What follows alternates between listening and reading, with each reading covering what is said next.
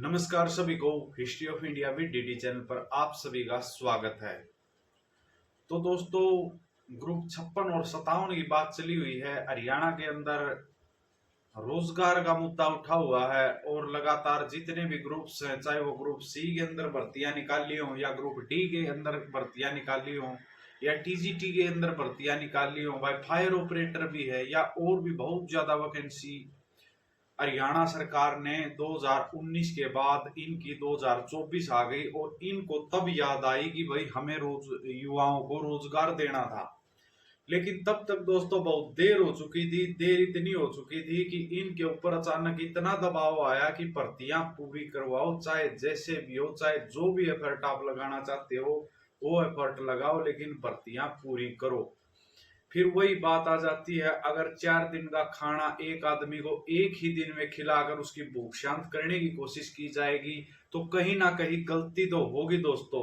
और वो गलती हुई भी हरियाणा सरकार से। और वो गलती क्या हुई, जो ग्रुप 56 और 57 था उसमें बहुत सारी खामियां थी, बहुत सारी कमियां थी। उसको भी मद्देनजर रखते हुए, उसको दरकिनार करते हुए इन्होंने क्या किया, उसका पेपर लेने की ठानी जो हरियाणा सरकार है उन्होंने। इनकी मिली जुली सरकार थी, क्या खिचड़ी पकी क्या नहीं वो बच्चे नहीं जानते, वो इस हरियाणा का युवा नहीं जानता इन्होंने क्या खिचड़ी पकाई।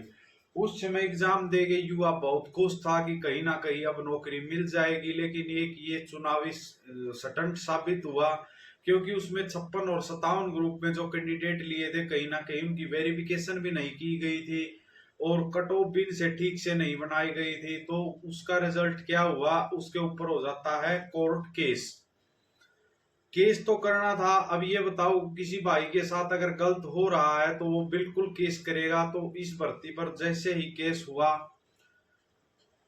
केस ऐसा हुआ लगातार, एक केस के बाद दूसरा, दूसरे के बाद तीसरा, और इसको ले लिया हरियाणा सरकार ने बहुत हल्के में, क्योंकि रोजगार की तरफ कोई भी ध्यान इस सरकार का नहीं है, शुरू से ही नहीं है। जो 2019 और 24 के बीच का सेशन है खासकर, उसके ऊपर इनका कोई ध्यान नहीं रहा। हालांकि जो पिछला सेशन था उसमें इन्होंने रोजगार बहुत अच्छा दिया था।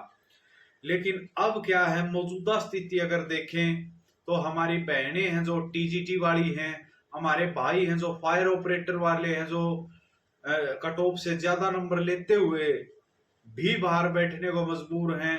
कहीं मतलब डिप्लोमे अगर किए हैं किसी संस्था से उसको भी फर्जी बता दिया गया है एसएससी द्वारा।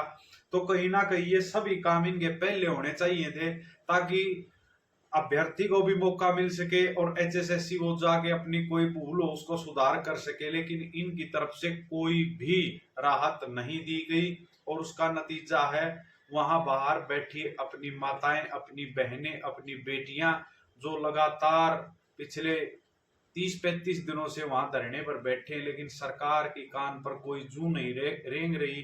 अब बात करें अगर 56 और 57 की, तो ग्रुप 56 और 57 का जो पेपर इन्होंने लिया था उसकी लगभग 7 से 8 डेट्स लग चुकी हैं, लेकिन अब भी कोई सीरियस नहीं है।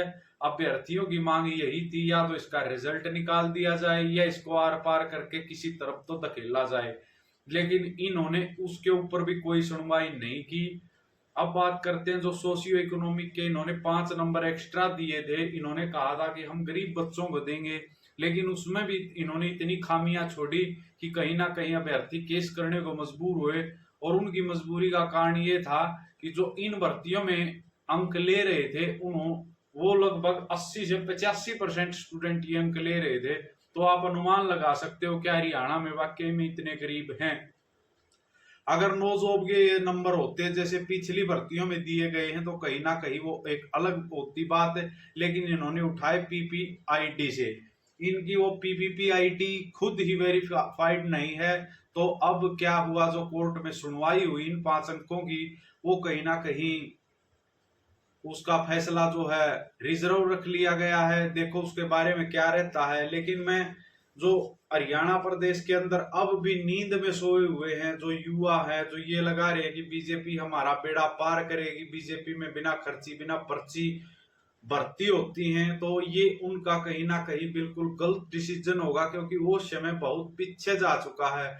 वो इतना पीछे जा चुका है। जब सीएम हरियाणा के मनोहर लाल खट्टर होते थे 2014 से 2019 तक, और जब उनकी चलती भी थी, क्योंकि नए नए सीएम बनाए गए थे, खुद फैसले लेते थे, लेकिन जो जो इस किसान आंदोलन का दबाव इन पे बढ़ता गया, क्योंकि इन्होंने ना तो किसानों के ऊपर बढ़िया फैसले लिए, ना ही फिर भर्तियों के ऊपर कोई ध्यान नहीं दिया, तो एक महज सीएम ही बन के रह गए। और इनके ऊपर दबाव आया केंद्र सरकार का, और केंद्र सरकार का दबाव इतना आया दोस्तों कि इन्होंने जो है ना सीएम पद से ही इस्तीफा देना पड़ा। और इनके साथ साथ जो एचएसएससी के चेयरमैन थे उन्होंने भी इस्तीफा दे दिया। अब सुनने में आ रहा है एजी साहब भी इस्तीफा देने वाले हैं। ऐसी बवंडर मचा के रख दिया, ऐसा अंधेरा लगा दिया जो रोजगार की तरफ देख रहे हैं, रोजगार की तरफ देख रहे युवाओं के ऊपर। और ये अंधेरा कब छटेगा दोस्तों, बिल्कुल किसी को नहीं पता, क्योंकि सीएम नया आ गया है, चेयरमैन नया आने वाला है, एजी साहब नए आने वाले हैं। कौन तो केसों की सुनवाई करेगा और कौन भर्ती पूरी करेगा, ये भर्ती पूरी भी होंगी या नहीं होंगी। रोजगार के बेरोजगारी के मामले में पहले हरियाणा नंबर 1 पर था, और इनको +1 नंबर पर पहुंचा दिया है हमारी माननीय सरकार ने। तो भाई आप क्या फैसला लेते हो?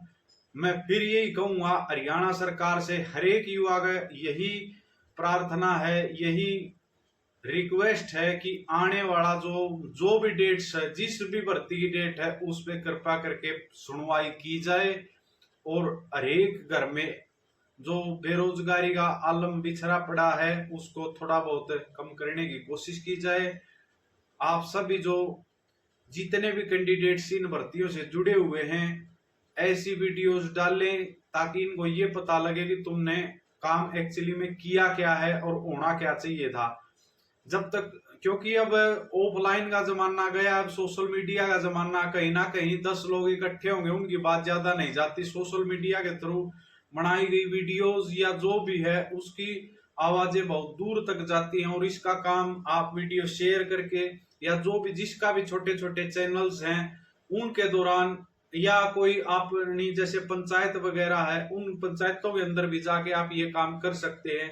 आप हर एक घर में हर एक जो हमारे बुजुर्ग हैं उनको अवगत करवाओगे कि वोट देते टाइम इनका मतलब ये जरूर ध्यान रखें कि इस सरकार ने युवाओं के लिए किया क्या है। अगर ये भर्तियां इलेक्शन तक नहीं पूरी होती तो कहीं ना कहीं कब्र खोदने का काम ये युवा करेगा इस सरकार का। अगर भाई सभी भाई सहमत हो तो कृपया इस वीडियो को लाइक करें और शेयर करें। अगर चैनल पर नए हैं तो कृपया करके सब्सक्राइब करें, क्योंकि अगर आवाज नहीं उठाएंगे तो ये बिल्कुल सरकार खत्म कर देगी।